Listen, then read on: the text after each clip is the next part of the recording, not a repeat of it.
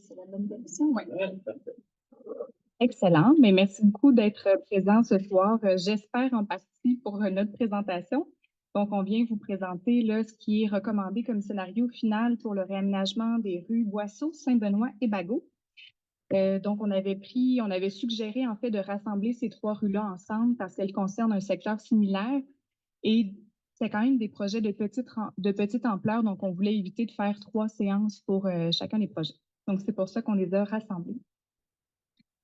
Il y a eu un questionnaire en ligne qui avait été fait en 2022, donc à l'été 2022. Par la suite, qui était sur les besoins cette fois-ci. Donc, quelles étaient les priorités pour le projet de réaménagement de chacune des rues? Il y a également eu au niveau à l'automne 2022, une séance d'échange sur des scénarios. Donc, on avait présenté 2 scénarios par rue, donc avec le potentiel de réaménagement. Aujourd'hui, ce qu'on vient faire, c'est vraiment vous présenter le résultat de comment on a intégré vos commentaires et le scénario qu'on recommande là, comme scénario retenu pour les travaux. La raison pour laquelle on vient également maintenant au mois de mars, c'est que les travaux vont avoir lieu cet été. Donc, on vient vous donner certaines informations également sur ce volet-là. Un bref retour sur la démarche de participation publique, bien, le verdissement, c'était la priorité là, qui était numéro 1 pour l'ensemble des projets de réaménagement. La sécurité des modes actifs, principalement à pied, notamment, on était dans plusieurs rues au sein desquelles les gens marchaient là, dans la rue directement. Donc, il y avait un besoin de venir faire une amélioration là-dessus. Puis, en moyenne, le stationnement était moins priorisé, mais on est quand même conscient que c'était une priorité pour certains des résidents. Donc, on était en mode de conciliation de ces besoins dans un espace, vous vous en doutez, là, comme dans Saint-Sauveur, qui est assez limité. La raison pour laquelle il y avait ces 3 projets de réaménagement qui sont liés à ces tronçons précis, c'est parce qu'il y avait des travaux souterrains qui allaient être réalisés. Donc, c'est vraiment devant des travaux d'ingénierie. On a levé un petit drapeau en disant, est-ce qu'on est capable de venir bonifier principalement le verdissement, l'accessibilité universelle? Donc, c'est pourquoi on a fait un réaménagement là, dans les trois cadres.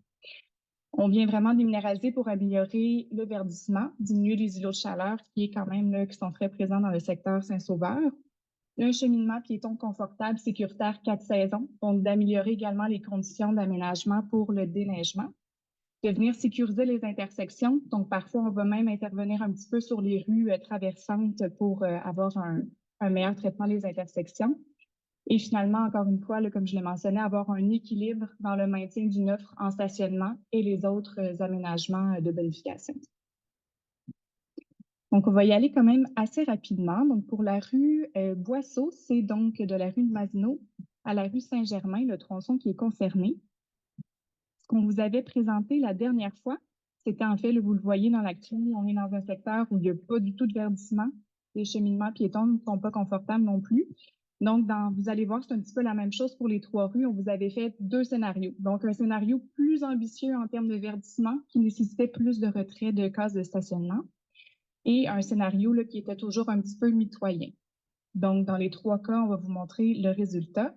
Et dans ce cas-ci, là, pour le scénario de la rue Boisseau, donc c'est le scénario 2 qui est recommandé, donc le plus ambitieux. Je vais laisser Mohamed présenter. D'ailleurs, on ne s'est pas présenté, moi je suis conseillère. Oui, oui, on ne dit pas nos noms, c'est vrai, j'ai commencé directement dans le contenu. Donc, moi, je suis Patricia Corrette, je suis conseillère à la vie communautaire au service de la planification, de l'aménagement et de l'environnement. Et je laisse justement au bon soin de mon collègue qui est architecte paysagiste, donc qui connaît vraiment un petit peu plus le concept de chaque rue. Oui, bonjour. Bah, pour Boisseau, comme vous le voyez, mon nom, ok. Moi, mon nom, c'est Mohamed El Semen, architecte paysagiste à la ville. Mohamed? Vous l'envoyer. Ouais, c'est bon, je vais te envoyer les noms. C'est bon. Bah, sur Boisseau, comme vous voyez, on a plusieurs secteurs, sections sur la rue là qui sont différents. On a on a trois secteurs qui sont complètement uniques dans son genre. On a des trottoirs qui sont, comme on sait, l'existence comme variable et on voulait venir plus ou moins rejouer sur ça. On venait au côté sud, on faisait une alignée d'arbres pour, euh, pour ajouter le verdissement. Et comme on nous a demandé devant l'école, on voulait garder comme un genre d'air d'attente avec un banc et des poubelles. Et aussi, on a ajouté 3 stationnements de 10 minutes pour les parents qui veulent venir laisser leurs enfants pour l'école. Il y a aussi des petits aussi micro-verdissements qui vont être mis sur certaines façades avec des plantations. Si on part sur l'autre, ouais. Et ça, c'est comme si on voit la vue d'avant devant l'école. Et ça, c'est après, avec l'endroit où il y aura les bancs, les poubelles et aussi les stationnements. Et le côté sud, on voit un alignement d'arbres qui va aussi arrêter les gens aussi qui, dans les commentaires, là, qui venaient stationner dans ce côté-là pour déposer les enfants à l'école. Voilà l'autre. Et ça, c'est l'autre secteur qui entre Deux Rochers et Bayard. Il y avait des stationnements de chaque côté, mais si on gardait des stationnements de chaque côté, on pouvait pas vraiment faire un cheminement piéton beaucoup plus adapté, dégagé, 4 saisons. Et aussi, vous pouvez pas vraiment venir planter assez d'arbres pour cette section. Et on voulait dans le concept d'ajouter le côté sud allongé de verdissement sur le côté sud aussi parce qu'on n'avait pas aussi des fils aériennes sur ce parti-là de la rue. Et, euh, et le côté entre Bayard et Saint-Germain, là, c'est qu'on fait, il y a déjà des poteaux côté nord, le trottoir est pas assez large. Le côté sud aussi, il y a beaucoup d'emmarchements. Et en faisant un retrait du stationnement, ça nous permet de venir élargir ces trottoirs-là, de les rendre beaucoup plus dégagés. Et aussi d'avoir beaucoup plus de verdissement sur les façades. C'est vrai qu'on peut pas vraiment planter sur les façades des arbres, mais on vient devant comment ça s'appelle, les habitations boisseaux. Là, on vient bonifier pour ajouter 3 arbres dans le privé. Il y avait une suggestion qu'on avait reçue. J'avais suggéré aussi d'en mettre un sur des autres là. On en avait perdu un énorme, sans garder la deuxième. Oui.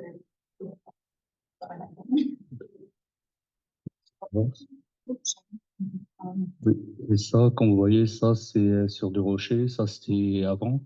Et qu'on voit après avec l'alignement d'arbres de côté sud et le côté nord avec des micro-verdissements qu'il va y avoir entre les emmarchements.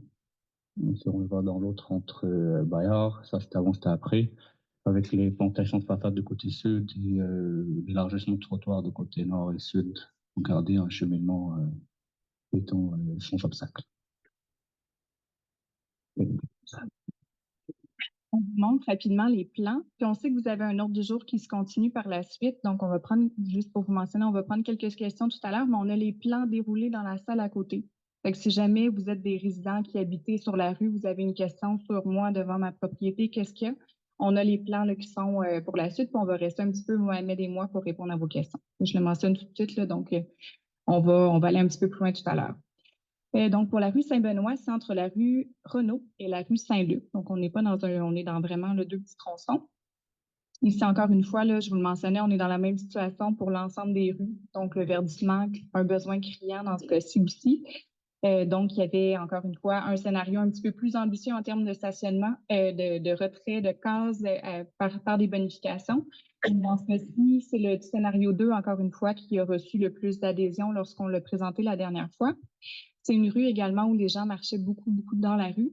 Donc, dans ce cas-ci, il va vraiment y avoir un traitement de rue partagé. Donc, avec la réglementation, le 20 km/h, donc la chaussée va pouvoir être partagée là, avec cyclistes et piétons pour ce volet-là.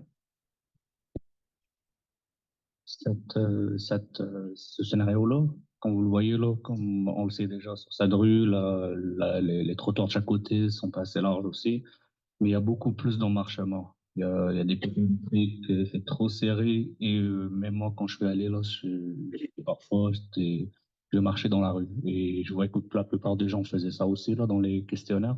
Et c'est devenu l'idée de faire une rue partagée. Que déjà il n'y a pas beaucoup trop de circulation et les gens, de toute façon, utilisaient la chaussée comme partagée. Et là, on le rend beaucoup plus, comme vous voyez, là, cette proposition-là, ça va nous permettre de venir planter 22 arbres jusqu'à présent et des plantations de façade. Et comme vous voyez, là, sur la situation actuelle, comme on le voit, et après, avec une intersection qui va être surélevée aussi pour ralentir aussi les véhicules qui vont être sur l'intérieur des intersections. Pour la rue Bagot, là, c'est vraiment notre plus petite rue. Ici, c'est entre Montmagny et Marie de l'Incarnation, on fait une intervention. Dans ce cas-ci, encore une fois, il y avait un questionnement sur est-ce qu'on fait vraiment la totale en verdissement dans ce cas-ci, donc qui nécessitait qu'il n'y ait aucune case restante de stationnement. Et ce qu'on a entendu lors de la séance d'échange sur les concepts, ben, c'est sans avoir là, sans avoir nécessairement la moitié des cases, de quand même de garder là, quelques cases sur la rue. Donc, dans ce cas-ci, c'est ni le scénario 1 ni le scénario 2 qui ont été retenus, mais un scénario là encore mitoyen dans ce cas-ci qui permet de garder le quart des cases. Donc, je dis le quart, là, dans ce cas-ci, ce qu'on recommandait, c'est de 12 cases à 3 cases, fait que c'est pas énorme, mais ça permet quand même là, de s'arrêter à certains endroits sur la rue. Donc, c'est ce qui est recommandé encore une fois. Comme vous le voyez, et on est proche de boulevard Charest. C'est lors de l'heure de pointe, il y a beaucoup de monde aussi qui traverse ce secteur-là pour aller à Marine d'Incarnation. Et ça fait en sorte qu'il y a pas de sécurité dans les intersections sur le trottoir. Et aussi, les trottoirs sont pas assez larges et sont variables. Et avec cette proposition-là, on vient réduire les champs visuels des automobilistes, on rend les trottoirs dégagés aussi avec les plantations de façade, les saillies, et on vient aussi bonifier en ajoutant plus d'arbres. Vous voyez, là, on a plus ou moins 14 arbres qui vont être possibles de planter sur cette rue. Et on garde aussi 3 arbres, comme ça a été dit. Si on voit sur les vues, ouais, c'est ça. Comme ça, c'était avant. Et ça, qu'est-ce qui vient après, là, pour inciter, on va dire, là, les automobilistes de vouloir rentrer sur cette rue-là. Et si on va dans l'autre. Et ça, c'était un concept qui a été bonifié après. On ne l'avait pas présenté dans la présentation, mais c'était venu après. On va rentrer sur Bagot et Boisseau, les saillies et les fosses de plantation drainantes. On appelle comment on fait rentrer l'eau d'une entrée, on les fait sortir de l'autre côté pour juste un peu aussi essayer de gérer les eaux pluviales sur ces rues-là.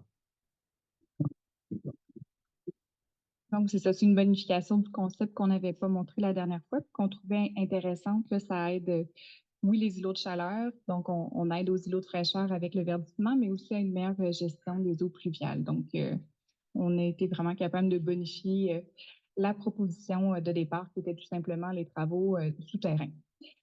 Au niveau des travaux, donc pour l'instant, c'est quand même à haute échelle, donc c'est tout simplement pour vous mentionner que ça s'en vient cet été. Donc, il y a la rue Bagot qui va être un petit peu plus tôt, donc au printemps 2024. On parle, dans ce cas-ci, vous avez vu, c'est un tout petit tronçon, donc on parle d'un maximum de 7 semaines environ de travaux.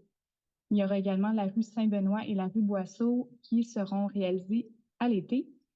Boisseau va pouvoir s'étirer un petit peu, mais on tenait à le préciser, là, le secteur devant l'école va être traité là, prioritairement là, pour éviter qu'il y ait des travaux là, pendant la période scolaire.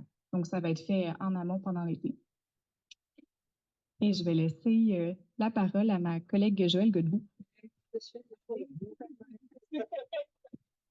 Bonsoir.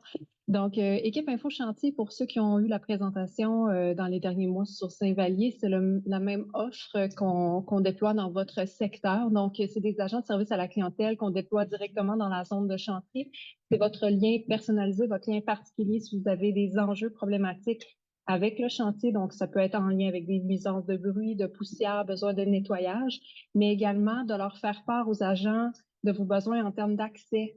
Si vous planifiez un déménagement, une livraison, des meubles qui arrivent à votre maison, vous avez de la visite, n'hésitez pas à nous interpeller. Vous avez toujours le 311.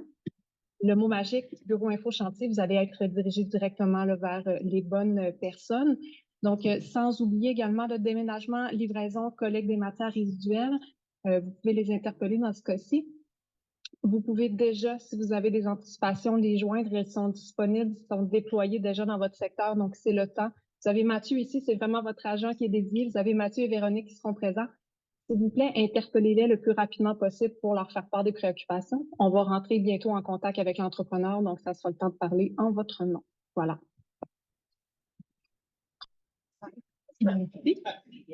Donc, ça fait le tour. C'était vraiment une petite présentation très brève. Je pense qu'on a quelques minutes pour des questions. Puis, je le rappelle encore une fois, n'hésitez pas à venir nous voir dans la salle avec les plans. On les a imprimés en très grand, donc pour que vous les voyez très bien, que vous puissiez localiser vos résidences, notamment.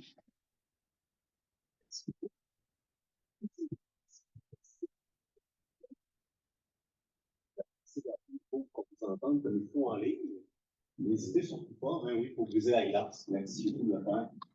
Bonjour, Maxime Guérard. Les dates de travaux au Saint-Benoît, vous n'en avez pas discuté. Peut-être l'ordre dans lequel les travaux vont être réalisés, là, c'est-à-dire de quelle rue vers quelle rue. Pour aller droit au but, là, il y a un chantier actuellement sur le point de la rue Renault et Saint-Benoît, pardon, où il y a déjà une interdiction de stationnement. Donc, c'est juste pour avoir plus de précision à ce sujet. Merci. Oui, je peux répondre. Là, l'entrepreneur, dans le fond, on a eu la nouvelle que la période de dégel est devancée cette année. là. C'est une des années qui est la plus tôt dans l'année. Donc, il nous a demandé de commencer plus tôt. Donc, au lieu d'aller plus à la fin mai, ça va aller plus dernière d'avril, première de mai. Pour l'endroit où ils vont commencer, ça pourrait changer parce que je suis en train de coordonner pour d'autres travaux avec le CIUS là, pour le CIUS Sacré-Cœur là, qui est au bout de la rue Saint-Luc. Là, théoriquement, il faudrait qu'on commence à l'autre extrémité qui est à la rue Renault, mais étant donné qu'ils vont avoir des travaux, ça peut changer là, la coordination avec les deux entrepreneurs. Mais si j'y vais au théorique, ça débuterait à la rue Renault vers la rue Bigouette et ensuite de la rue Saint-Luc vers la rue Bigouette. Mais c'est sujet à changement justement avec la coordination. Puis pour le chantier de la rue Renault, les deux entrepreneurs se sont déjà parlé là, pour pouvoir cohabiter ensemble pour avoir le moins d'impact possible.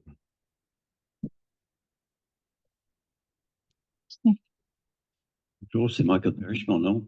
Dans le cas des poteaux de Hydro-Québec, s'il y a des rues où on va refaire l'infrastructure, c'est-il possible de tasser le poteau vers le milieu de la rue pour faire en sorte que le déneigement se fait d'une façon correcte et en fait, pour que la gratte passe d'un coup sur les trottoirs, soit d'un côté ou de l'autre. Puis, deuxièmement, est-ce que toutes les nouvelles plantations d'arbres, c'est sur le domaine public, donc ça fait partie maintenant de l'infrastructure de ces rues-là? Voilà. Je peux répondre pour le volet arbre. Je te laisserai peut-être Martin ou Jean-Simon là, pour le volet hydroélectrique. Pour les arbres, oui. Même les arbres qu'on va aller planter sur terrain privé pour les habitations boisseaux font partie du programme d'alignement. Donc, ils deviennent vraiment dans l'entretien de la ville. Ce sont des arbres municipaux. Donc, ils font partie du programme d'entretien aux 5 ans. Et s'il y a quoi que ce soit, s'il y a une demande pour ces arbres-là, ben, c'est le 3-1, puis c'est les techniciens en foresterie, nos ingénieurs forestiers qui s'en occupent. Donc, pour l'ensemble des arbres qui sont plantés dans le cadre de ces 3 projets-là. Dès qu'on est en alignement de rue, en fait, partout, même dans la ville, je vous le mentionne, si jamais vous avez d'autres terrains que vous voyez, dès qu'on est en alignement de trottoir et de rue, la ville peut planter par le biais du programme d'alignement des arbres qui sont sous sa responsabilité, même si on est parfois dans l'emprise privée. Pour le volet hydro. Ouais.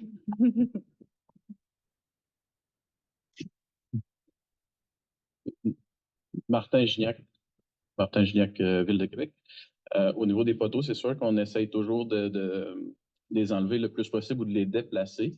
C'est un peu une des raisons pourquoi la rue Saint-Benoît a été faite de cette façon-là. On a fait une rue partagée pour s'assurer, dans le fond, que les endroits où est-ce que les piétons vont circuler, ben, il n'y aura pas de poteaux et que le déneigement va bien se faire. Dans les autres rues, si je ne me trompe pas, Mohamed, on a tout le temps le dégagement pour les trottoirs là, dans le cas de ces 2 projets-là. Puis, exemple, comme le projet de la rue Caron, on a déplacé des poteaux pour vraiment venir dégager les trottoirs, s'assurer que le déneigement se fait bien. Donc, on le fait le plus souvent possible. Des fois, c'est impossible à cause des structures aériennes qui sont trop compliquées puis on n'a pas assez d'espace. Mais la majorité du temps, quand on est capable, on le fait là, dans tous les projets. Merci. Daniel Papillon.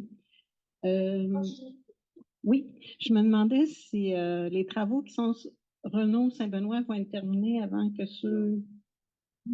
OK.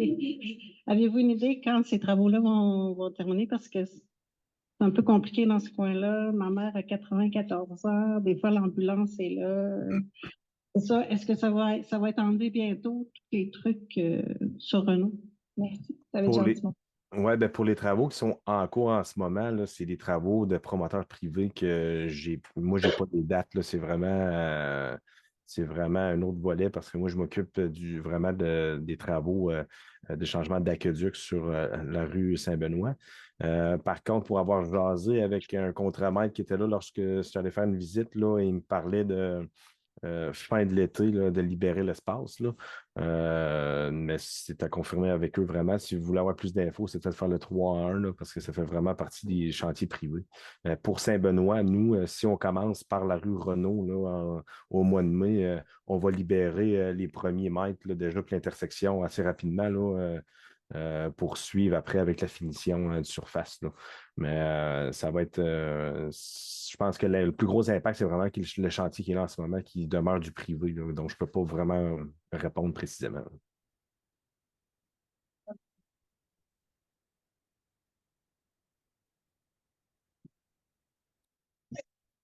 Bonjour, François Girard. Je prends possession d'une propriété au 441 Boisseau en mai. Là, de ce que je comprends bien des dates qui ont été avancées, ce tronçon-là serait fait donc après l'école.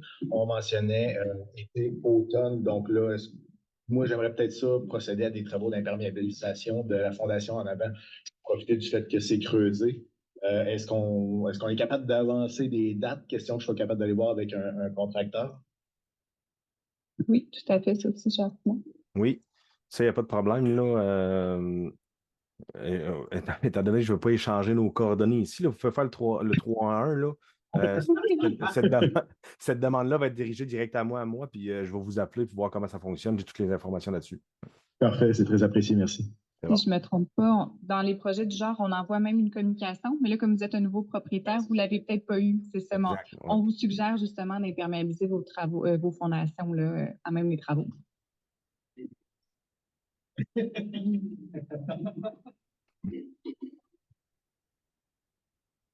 Oui.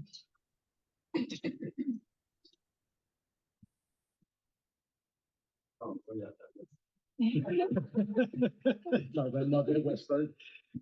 Martin Meilleur, moi j'habite sur la rue Boisseau depuis 30 ans. Je me demandais, les travaux d'excavation, ça va, est-ce que c'est très profond, là? Parce que nous, les fondations ont probablement 200 ans. C'est de la pierre de taille, puis elles sont étanches. J'ai pas d'eau dans mon sous-sol, j'ai rien. Le sous-sol il est habité. Le mortier est en bon état.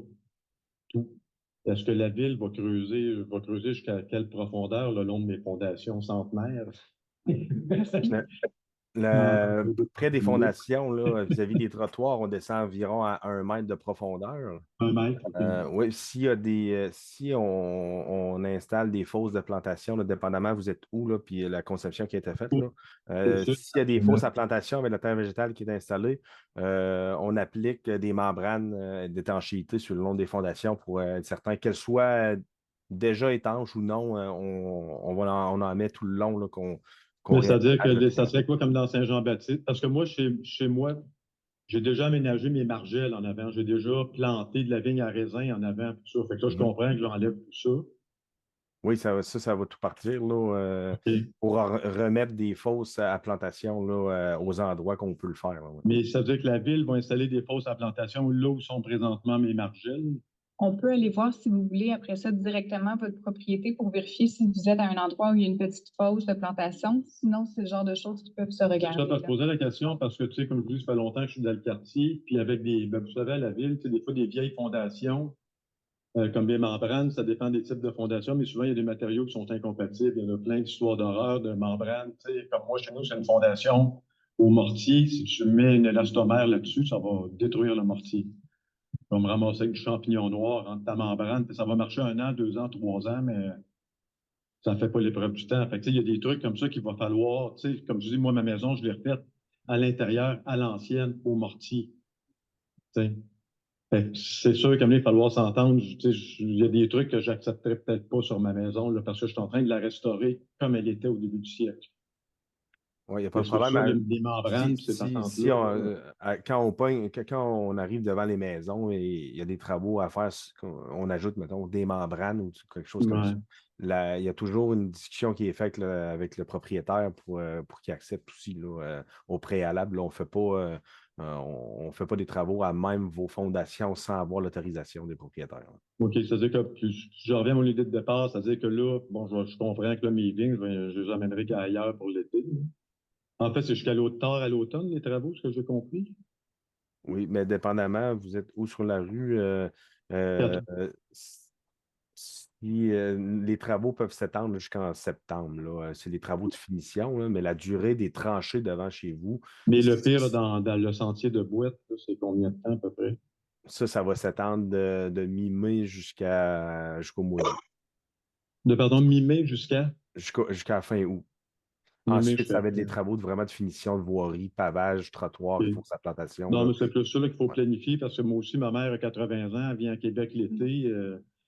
À un moment donné, souvent, j'ai l'habitude des fois d'y prêter ma maison. Fait que là, je comprends que ça devient un autre plan de match Ouais. pour ma mère. Les accès aux résidences sont toujours maintenus, puis même pour les mobilités réduites, là, Ouais. avec les agents au chantier d'interaction citoyenne et le surveillant là, qui va être là en Ouais, tout ben, le temps. problème, c'est pas tellement l'accès, c'est qu'à cet âge-là, tu sais, présentement, c'est que j'ai pas de stationnement comme tel, mais sur rue, je stationne l'auto devant la maison, pense les voisins, tout le monde sait à qui est l'auto, puis tout le monde Ouais. respecte un peu de tu mets ton auto devant ta maison. Fait que, ouais. Ça, parce que aussi dans des quartiers-là, il y a des règles non écrites là, entre les petits vieux. Là. Mais en effet, c'est ce que j'allais dire là, vraiment pour les deux demandes, le 3.1 mentionné bureau info chantier. OK. Ça allait Mais en vraiment fait, avoir ma un question, c'était ça, c'est pour des gens âgés, je ne pourrais pas demander à ma mère de dire, par exemple, va stationner, je ne sais pas où, dans Saint-Sauveur, puis revient à pied, tu sais, ça serait comme. Pour après ça faire un bout, tu sais, je soulevais parce que la question se pose. Là. Merci. Puis l'autre question que j'avais, c'est sur le gabarit des arbres que vous plantez, parce qu'au fil des années, j'ai remarqué que le gabarit des arbres est très petit. Fait que la première opération de déneigement, entre autres devant l'école, le premier sur le bord depuis 30 ans, il se fait la première opération, deuxième. Troisième, Martin, maximum, il se fait arracher. Fait que ça, il y aurait peut-être amélioration là-dessus, soit mettre des arbres. Généralement, c'est du 50 à 70 qu'on plante millimètres dans les plantations d'alignement. Sous toute réserve dans ce contexte-ci, Okay. Fait que c'est quand même impressionnant, je vous dirais. Non, mais comme je vous dis, je parle juste du fait que ça fait juste 40 ans que je vis là, puis j'en ai vu des arbres arrachés, puis le déneigement de nuit, on se le cachera pas, là, je veux dire, des gars qui sont cow-boys, puis qui ont fumé 2-3 joints devant l'école, puis qui repartent le pied. Non, mais on en a vu. On est ici pour parler, franchement. On porte une attention à ça, puis comme je mentionne en alignement, c'est sûr qu'on met nos points au calibre. Mais merci d'ailleurs à Jean-Simon Loisel, qu'on n'a pas présenté, mais qui est technicien en génie civil, si je ne me trompe pas. Donc, vraiment, la gestion du chantier. Donc, merci pour les réponses aux questions. Mais ma question, c'est ça, en fait, c'est juste pour les arbres, que je veux dire, des fois, de porter, peut-être faire attention, les arbres sont peut-être plus exposés, c'est pas de mieux les protéger. Parce que c'est un peu ridicule. Là. Ma question, c'est pas. C'est pour ça qu'on plante des arbres, mais je trouve ça un peu idiot de les planter et qu'ils se fassent détruire. Donc, ceux qui sont plus exposés, mieux les protéger. Ou mettre des gabarits peut-être plus imposants, parce qu'il ne faut pas oublier aussi dans les dernières années, c'est partout dans le monde, j'arrive d'Europe, c'est ça. Les voitures sont de plus en plus lourdes, de plus en plus grosses, mais les rues sont pas plus larges, plus petites. Il faut penser à ça aussi. Des fois, des arbres un peu plus gros, quand quelqu'un qui tout d'un coup. Comme sur Boisson, on a eu des drôles de cascades avec des VUS l'année passée aussi. Bref, c'est ça. Des fois, des arbres un peu plus gros, ça ralentit. Là, avant de mettre des dos d'âne, des trucs comme ça ralentit. Le dos d'âne aussi, ça serait envisagé. Toujours, ça calme même un Marseillais. Oui, excellent. Merci de vos questions.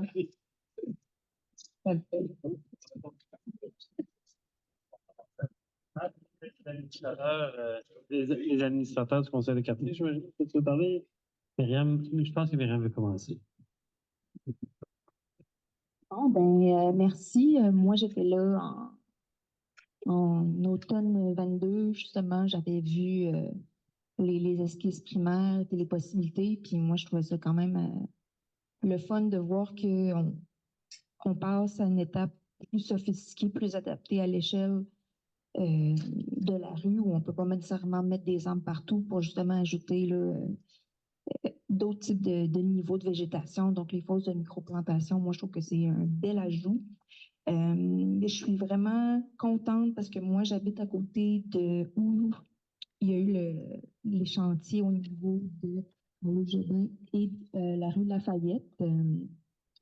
qui est comme la version bébé de ce que vous nous présentez, dans le sens que ce que vous présentez là est nettement supérieur au niveau de ce que j'aurais souhaité voir se faire dès le départ, soit l'utilisation de pavés, de baies de stationnement un peu délimitées, comme on peut le voir déjà dans Saint-Jean-Baptiste, où on travaille sur la texture au niveau du sol. Je suis contente de voir qu'on travaille plus aussi sur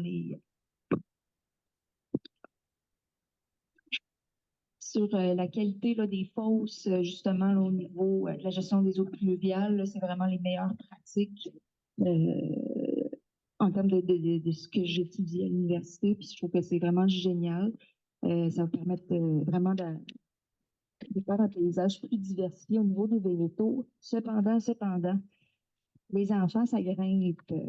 Et du côté de l'école Saint-Malo, du côté du trottoir qui est riverain à la cour d'école, les petits végétaux sont piétinés à mort parce que les parents s'y mettent comme sur la margelle de végétation et donc dessus parfois en hiver. Donc, vous allez devoir mettre des petites barrières ou quelque chose comme ça pour protéger les végétaux avant que le temps qu'ils grossissent un petit peu parce que sinon, ben, ça va être piétiner à mort.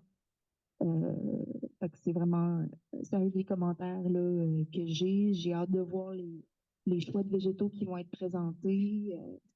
Je trouve que moi, je suis très satisfaite. Là, je suis contente de voir l'audace, le beau progrès, la qualité, puis l'ambition. Moi, je vous dis bravo parce que j'en vois depuis des années. Puis ça, là, moi, je suis contente.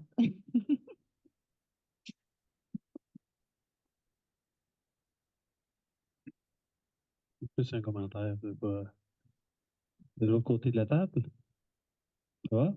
Bien, ça va, tout le monde est heureux? Merveilleux. Donc, ça conclut la période printemps d'automne. Excellent. Donc, pour ceux, on me répète, il y a des plans de déroulé. Vous pouvez aller voir avec Martin et Joël qui sont tout à fait disponibles. Si vous avez des questions un peu plus précises en lien avec vos résidences, voir un peu plus les plans d'implantation, on les a présentés, mais des fois, à distance, on voit moins bien. Donc, on vous invite à aller consulter. Sinon, on a un magnifique horaire. Vous êtes toujours invité à rester au Conseil des quartiers. C'est un concours de popularité qu'on fait en ce moment. Donc, on fait un conseil de quartier à côté pour ceux qui souhaitent approfondir le sujet avec mes collègues. Merci beaucoup, Patricia. Merci, Mohamed. Alors, on peut poursuivre l'ordre du jour. Je pense qu'on était rendu au point du conseiller. Ben, je souhaite mentionner l'arrivée à Québec de Marilyn qui nous rejoint.